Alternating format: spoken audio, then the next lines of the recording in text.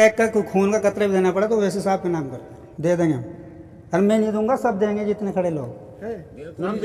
बिजनौर की पूरी जनता बाप दादा ही नहीं वोट देते आ रहे, कब तक दे, आखिर थक गए देते देते। अब नहीं देने के। जवानी कुर्बान नहीं करोगे? बिल्कुल नहीं, जवानी कुर्बान हमारे बैरिस्टर साहब के लिए है अब, क्योंकि हमारे लिए वो लड़ते, हर मुद्दे पर वो बोलते और संविधान के दायरे में रह के बात वो करते। तो अब तो जवानी उनके नाम है। 5,000 की साइकिल नहीं चाहिए, सिर्फ 5 रुपए की पतंग चाहिए। चला जाग गए ना, तो सबको अकल आ गई। साइकिल कौन पंचर हो गया उसमें तो? हाँ पंचर हो गया, खत्म, पतंग उड़ेगी दबादब।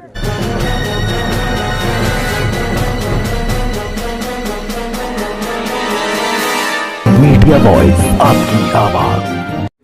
2024 चुनाव को लेकर लगातार हम कवरेज कर रहे हैं, जानने की कोशिश कर रहे हैं कि इस बार 2024 में किसकी सरकार बनने जा रही है।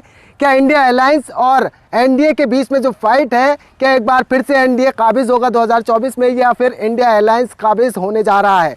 मुसलमानों के हकूक़ और दलितों के हकूक़ की बात असदुद्दीन ओवैसी लगातार चाहे सड़क से लेकर संसद तक करते आ रहे हैं। असदुद्दीन ओवैसी की पार्टी ने अखिलेश यादव की पार्टी से भी गठबंधन करने की बात कही थी, लेकिन 5 सीटें मांगी थी, कोई बात नहीं बन पाई है।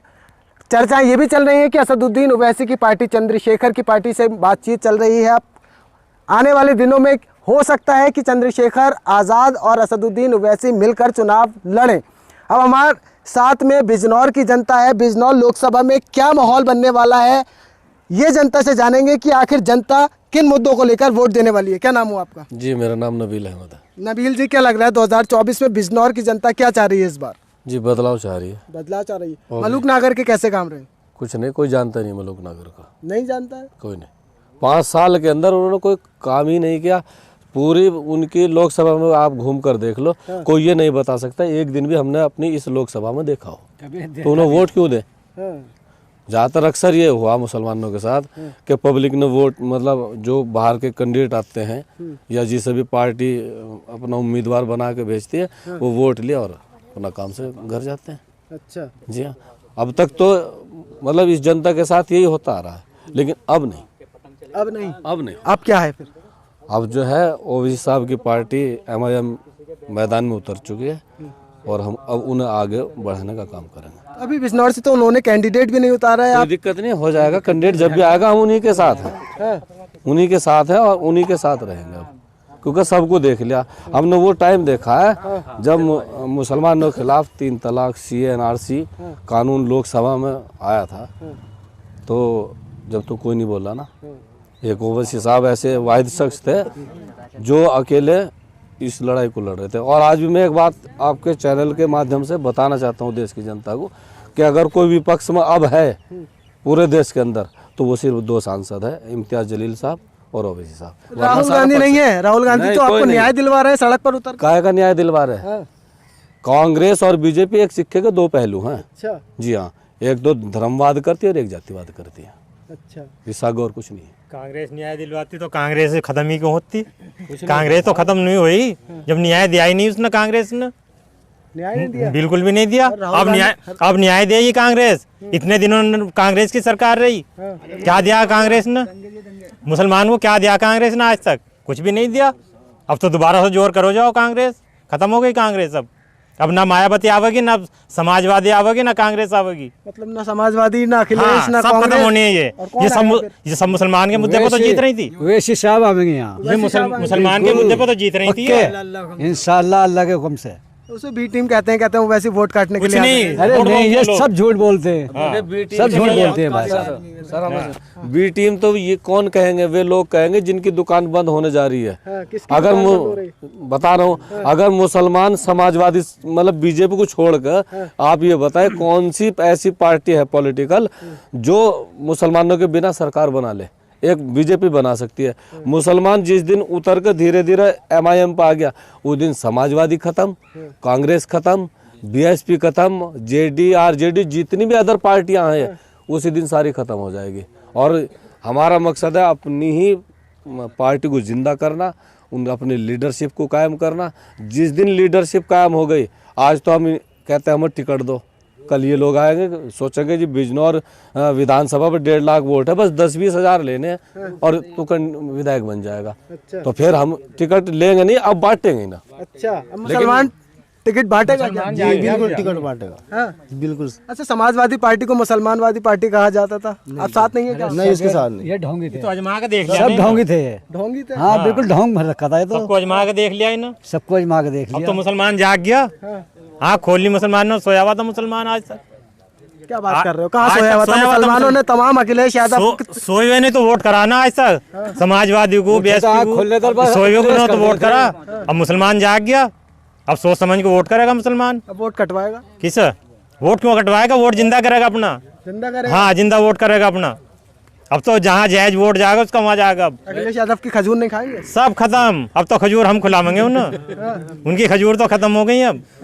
हाँ बिल्कुल खत्म कर दी। यादव तो उत्तर प्रदेश भी ना कहा जाता उनसे, तो मुख्यमंत्री बना दिया उन्होंने। उत्तर प्रदेश का है, उत्तर प्रदेश को है।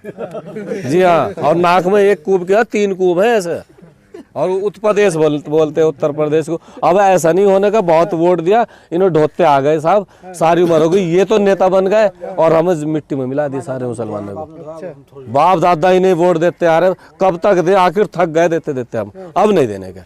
जवानी कुर्बान नहीं करोगे? बिल्कुल नहीं, जवानी कुर्बान हमारे बैरिस्टर साहब के लिए है अब, क्योंकि हमारे लिए वो लड़ते, हर मुद्दे पर वो बोलते और संविधान के दायरे में रह के बात वो करते।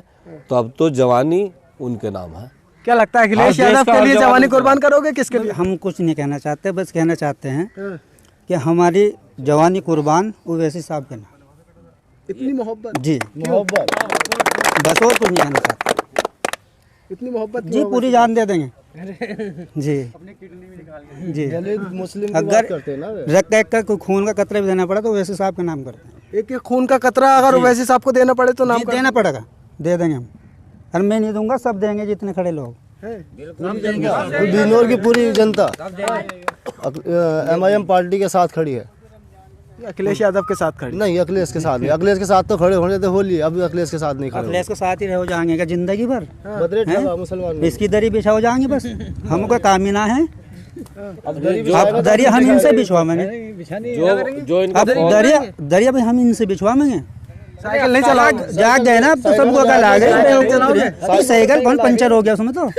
हाँ पंचर हो गया, खत्म, पतंग उड़ेगी दबादब। आप बताइए। 5,000 की साइकिल नहीं चाहिए, सिर्फ 5 रुपए की पतंग चाहिए।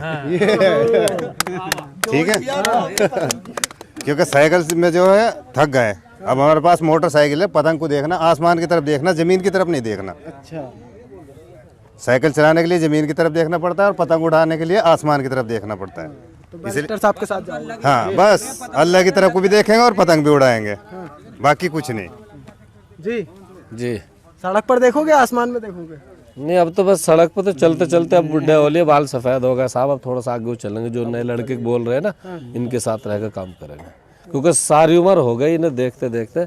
2012 में जब उत्तर प्रदेश में समाजवादी की सरकार पूरी बहुमत की आई, मुसलमानों ने बढ़ चढ़ कर हिस्से लिया, तो इनका ये था कि अगर हमारी पूरी बहुमत की सरकार आई तो हम 18% रिजर्वेशन मुसलमानों को देंगे।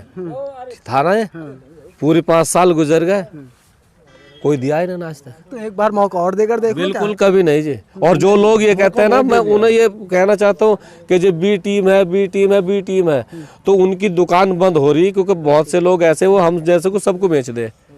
तो अब ऐसा नहीं होने का। उन्हें जोर ये पड़ा, जिन्होंने सत्ता की मलाई खाई ना, चाहे उसमें कोई भी हो, तो वो इसी चीज को याद करेंगे कि यार हमारी तो दुकान बंद हो जाएगी।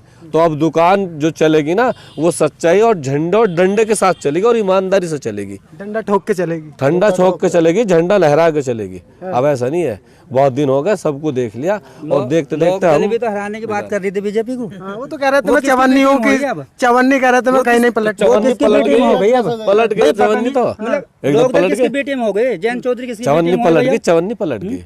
और ये हमने जब विधानसभा चुनाव हो रहे थे तो सब मिलने वाले से ये कहा कि भाई साहब वोट मत दो, इसका बाप भी ऐसे ही पलटता था और ये भी पलट जाएगा, आप वोट मत दो, ये पार्टी खत्म हो चुकी है, अपनी पार्टी जिंदा करने के लिए मुसलमान में आइए। तो आज वे लोग हमसे कहते हैं बताओ कि ये आपका तजुर्बा सही था, हमारा नहीं था। और वह जो ये कह रहे कि हम सदियों से राजनीति कर रहे हैं, असदुद्दीन ओवैसी की पार्टी अखिलेश यादव की पार्टी से बातचीत कर रही थी, 5 सीटें मांग रही थी, अभी तक नहीं दिया है। चर्चाएं ये भी चल रही है मायावती या चंद्रशेखर आजाद के साथ में ओवैसी साहब का गठबंधन हो सकता है। क्या समीकरण बनेंगे फिर अगर होता है तो? अच्छा समीकरण बनेगा फिर तो ये मतलब मुस्लिम और दलित मिलकर वोट देंगे। क्या दिक्कत आ रही? जो भी पार्टी का फैसला हित में होगा उसी के साथ पब्लिक काम करेगी।